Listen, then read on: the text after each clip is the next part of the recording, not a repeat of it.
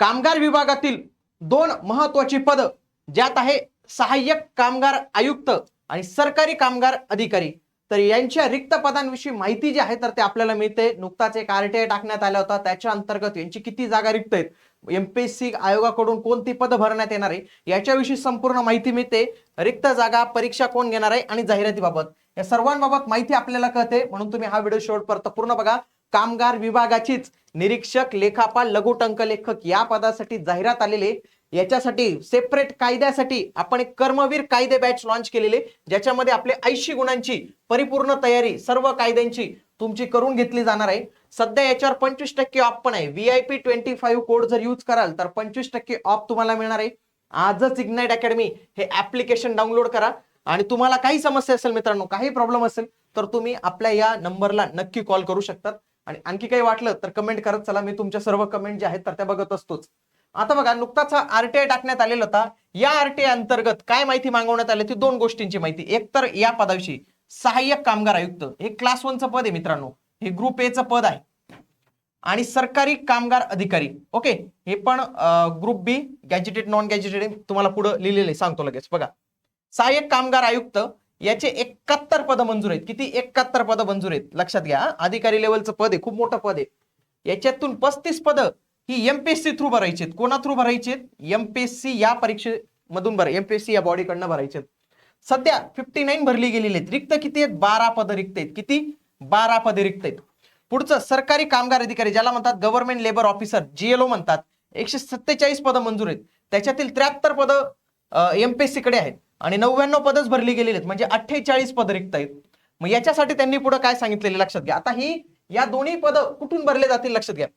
राज्यसेवा पूर्व परीक्षा, म्हणजे हे दोन्ही पद कोणाकडे दिलेले त्यांनी? राज्यसेवेकडे। राज्यसेवा का माहितीये का? कारण की दोन्ही गॅजेटेड पोस्ट आहेत म्हणून। हे राज्यसेवा या एक्झाम मध्ये आपल्याला दिलेले आहेत।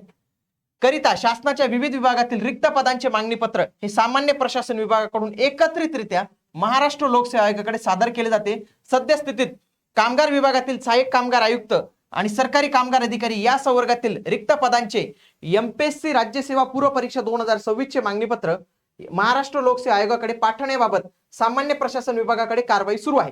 त्यांचं म्हणणं आहे की या 2 पदांची जे काही रिक्त पद असतील, जे काही आम्हाला जेवढे पद भरायचे असतील त्याच्या संदर्भाचं मागणी पत्र आम्ही एमपीएससी कडे पाठवणार आहोत आणि एमपीएससी त्यांची एक एक्झाम घेते, त्याचं नाव आहे राज्यसेवा एक्झाम।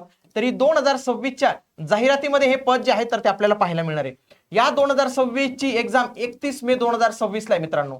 म्हणून जे विद्यार्थी तयारी करत असतील त्यांना सांगतो की परीक्षेला तयारी करा, कारण की पूर्व परीक्षेच्या निकालापर्यंत कोणताही संवर्ग, कोणताही पद ऍड होऊ शकतं, हे त्यांनी इथं स्पष्ट जे आहे तर ते सांगितलेलं असतं। आता हे तेच दिलेलं होतं। आता लक्षात घ्या, हे जे सरकारी कामगार अधिकारी आहे, गव्हर्नमेंट लेबर ऑफिसर आहे, ज्याला आपण म्हणतो जीएलओ, यांचा जो पगार असतो ना तर तो S15 चा पगार असतो।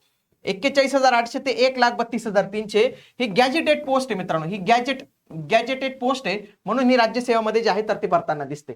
आता याची आत्ताची सॅलरी किती असेल ते पण मी तुम्हाला सांगतो। इन हँड सॅलरी याची 75,000 आहे सध्या। मग जर कोणी नवीन लागला तर, ज्याला खूप वर्ष झाले असतील तो 1-1.5 लाखाच्या घरात घुसून गेला असेल। 92,000 काय माहितीये का याचं? 92,000 हे आहेत। पुढं सहाय्यक कामगार आयुक्त, assistant commissioner of labour, okay, S18 49,100 तर 1,55,800 एवढं वेतन आहे याचं। S18 ची खूप मोठी वेतन श्रेणी आहे। याचंही पेमेंट पाहिलं जवळपास 86 ते 87,000 इन हँड भेटतं। 1,07,000 पेक्षा जास्त पेमेंट तुम्हाला मिळतं, बाकी कपात वगैरे केली जाते। एवढं पेमेंट तुम्हाला हातात मिळतं, म्हणजे राज्यसेवेमधनं हे चांगलं पद आहे। परंतु त्याच याच्यात जर तुम्ही निरीक्षक या पदावर गेले ना मित्रांनो, तुमचं प्रमोशन होऊन काही वर्षांनी तुम्ही सहाय्यक कामगार आयुक्त देखील बनू शकतात। म्हणजे राज्यसेवेसारखे तुम्हाला एक्झाम टाळायची असेल, तुम्हाला वाटतं की त्याची पूर्व परीक्षा करायची, मेन्स डिस्क्रिप्टिव्ह आहे, इंटरव्ह्यू करायचा, या 3 वेगवेगळ्या स्टेपचा अभ्यास करायचा तुम्हाला वाटत असेल तर तुमच्यासाठी एकदम सिंपल प्रक्रिया आहे निरीक्षक या पदाची।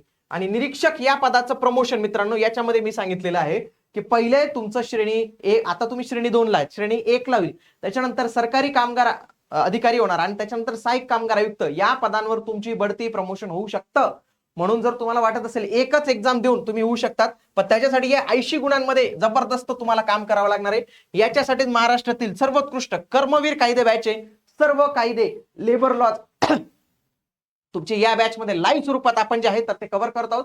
आजच इग्नाइट अकॅडमीचं ऍप्लिकेशन डाउनलोड करा। कामगार विभागासंदर्भात सर्व सिरीज आपण युट्यूबला चालवलेले, त्याचे सर्व व्हिडिओज तुम्ही पाहू शकतात।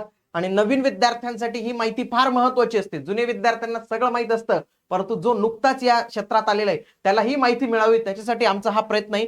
तुम्हाला देखील आमचे प्रयत्न आवडत असतील तर कमेंट बॉक्समध्ये तुमची एक चांगली प्रतिक्रिया नक्की कळवा. भेटूया पुढील व्हिडिओमध्ये. तोपर्यंत जय हिंद, जय महाराष्ट्र.